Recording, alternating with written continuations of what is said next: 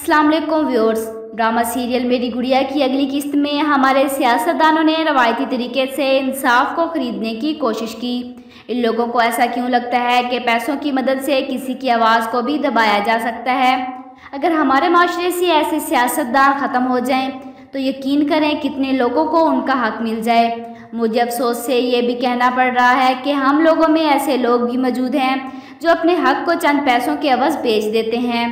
ड्रामे की अगली किस्त में आप लोग देखेंगे कि दबीर पकड़े जाने के खौफ से उल्टी सीधी हरकतें करना शुरू कर देता है। आखिर जो भी दरिंदे इन जुराइम को करते हैं दिमागी तौर पर पागल होते हैं, जो फूल जैसी नन्ही परियों को मौत के मुंह उतार देते हैं। इधर आबदा की माँ आज भी अपनी बेटी को याद करके रोना शुरू कर देती है। वो कहती है कि मेरी बेटी का कातिल आज भी जिंदा घूम रहा है, मैं इसको तड़पता देखना चाहती हूँ। इधर एक और ज्यादती का निशाना बनने वाली लड़की जो किस्मत से अभी जिंदा होती है, वो दबीर को देखकर चीख उठती है। इस बच्ची के चीखने की वजह से दबीर की बहन को दबीर पर शक होना शुरू हो जाता है। वो दबीर को लेकर पहले भी शक किया करती थी।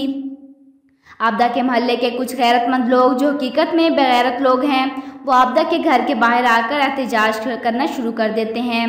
दबीर इस मौके का फ़ायदा उठाकर आबदा के घर में आग लगा देता है और ख़ुद बुज़दिल की तरह जाकर छुप जाता है। क्या होगा दबीर का इंजाम? कमेंट बॉक्स में अपनी राय का इजहार ज़रूर कीजिएगा और साथ ही साथ मेरे चैनल को भी सब्सक्राइब कीजिएगा। Thanks for watching.